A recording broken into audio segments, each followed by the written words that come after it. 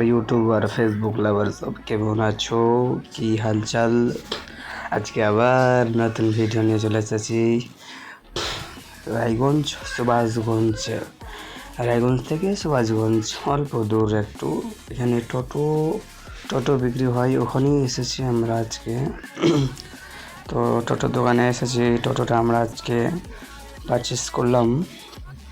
আর বিল quality সব made in China. এই চাবিটাও manufacture এমন করা গেছে যে একটা রিমোটের মতন কাম করবে। এটা বিনা রিমোটে মানে বিনা চাবিতেও যদি আপনি বলে যে চালাবো গাড়ি তো চলবে, এমন সিস্টেম। এই চাবিটা দেখতে পাচ্ছ, এই চাবিটা দেবা এখনই। চাবিটা যখন আমি এই বাটনটা টিপবো অটোমেটিক চাবিটা বেরিয়ে আসবে। দেখো বেরিয়ে চলে এলো খাচ্চাং করে একদম। তো manufacture made in China, sorry আসতে মেড ইন ইন্ডিয়া। এটা মেড ইন চায়না নয়, মেড ইন চায়না রানিং চলে, বেশি দিন লাস্টিং হয় না, কিন্তু এটা মেড ইন ইন্ডিয়া। এটা ইন্ডিয়ার ম্যানুফ্যাকচার, সব এগুলা মানে ম্যানুফ্যাকচার করা গেছে সব ইন্ডিয়াতেই। এখানে লেখা আছে মাই লাইফ, এখানে লেখা আছে মেড ইন ইন্ডিয়া লেখা আছে। সব এগুলা ম্যানুফ্যাকচার ইন্ডিয়া থেকে হয়েছে। এটা ব্ল্যাক কালার না, এটা ব্ল্যাক কালার দেখতেই লাগছে, কিন্তু এটা মানে চিকচিকা চিকচিকা যাকে বলে। ছাটা মারবো তো ছাটাটা রিটার্ন আসবে এরকম, মানে রাতের মধ্যে যদি চালু করো বা ছাটা মারো তো মানে চিকচিকা এটা। তো এটা ব্ল্যাক বলা যায় না। এটা আমরা পুরো হেড ক্যাশ মানে চলতেছে, টাকা পেমেন্ট এখানে পুরো হেড ক্যাশ টাকা দেওয়া দিয়ে চলতেছে। আর এই হচ্ছে টোটো সব লুক।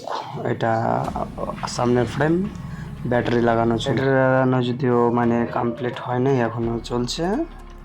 তো এখন এগুলো নাট টাইট করে এগুলো সব কমপ্লিট করে টেস্টিংয়ের জন্য বাইরে করা হবে। কিন্তু আগে তো মেন রিজন আর হচ্ছে যে ব্যাটারি ফিট হবে, তারপরে আগে বার করানো হবে।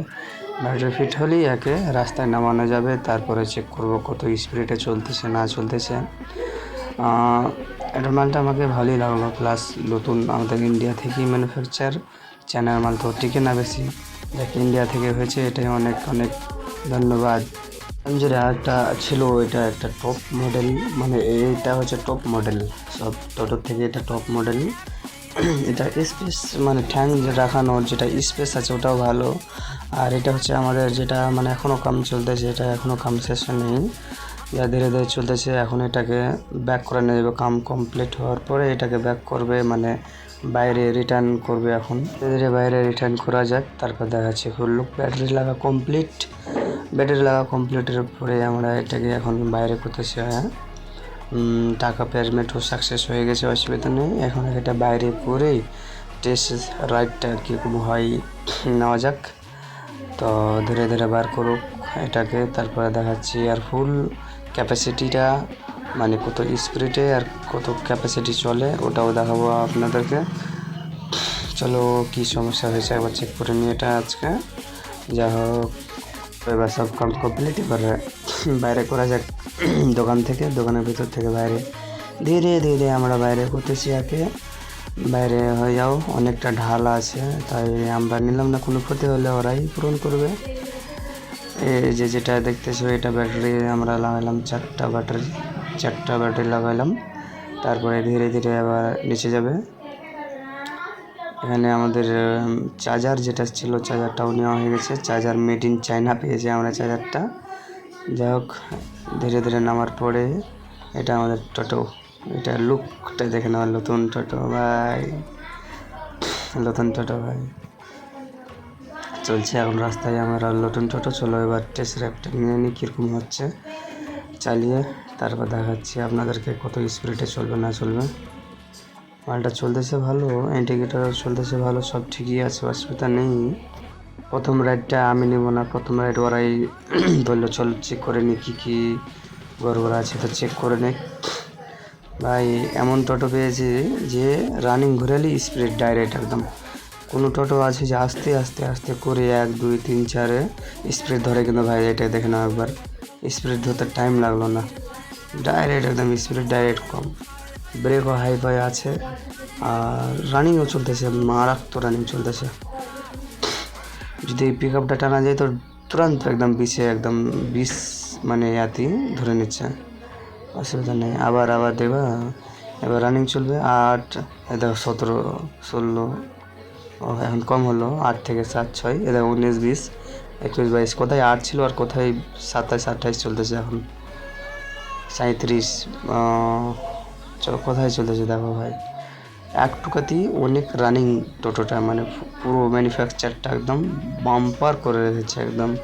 অল্প পিক আপ দাও, পিক আপের মধ্যেই আবার রানিং, পিক আপ দাও, পিক আপের মধ্যে রানিং। কোনো টোটো আছে যে 1 থেকে নিয়ে 2, 2, 3, 4, 5, 6, 7, 8 এভাবে করবে, আর আমাদেরটা এটা না, রানিংটা ধরতে আর টাইম লাগবে না, পিক আপ দিতে দেরি, রানিং ধরতে টাইম লাগবে না। এখন 37-এ চলতেছে, 36, 37, এখন ব্রেক ধীরে ধীরে দেখো, এখন ব্রেক হলো পাট্টাম ব্রেক, একদম কোনো ব্রেক আছে যে এখানে ব্রেক টিপা ধরতে ধরতে ধরতে অনেক টাইম, মানে অ্যাক্সিডেন্ট হয়ে যাবে, এটা এরকম নয়, ডাইরেক্ট ব্রেক চাপো, ব্রেক চাপতে চাপতেই আপনার ব্রেকটা কমপ্লিটলি ধরে নেবে ব্রেক। এরপরে আমরা এটা রিটার্ন করার পরে আমি একবার টেস্ট লাইভটা নেব, মানে টেস্টটা আমি একবার ট্রাই করবো। তো এটা ভিডিও বানাতে পারবো না ভাই, যেহেতু 2টা হ্যান্ডেল আমাকে ধরতে হবে। চলো ট্রাই করবো অনেক যেন হয়। এবার এখান থেকে আমরা কিছুক্ষণ পরে আমাদের মানে যেখান থেকে নিয়েছিলাম ওখানে যাব, তারপরে আমি আবার ট্রাই করবো দেখি কীরকম চালাতে লাগছে আর কীরকম মানে ফ্যাসিলিটি, আর এটা আমিও একবার ট্রাই করা যাক। অল্প দূরেই আমাদের যেটা ভাই, এবারকার আমি বাইরে যাব না বাড়ি যাব, বাড়ি যখন যাবো আমি ভিডিও করতে পারবো না, যাতে 2টা হ্যান্ডেল আমাকে ধরতে হবে। ভালো থাকো ভাই, ভিডিও লাইক শেয়ার করে দেবেন।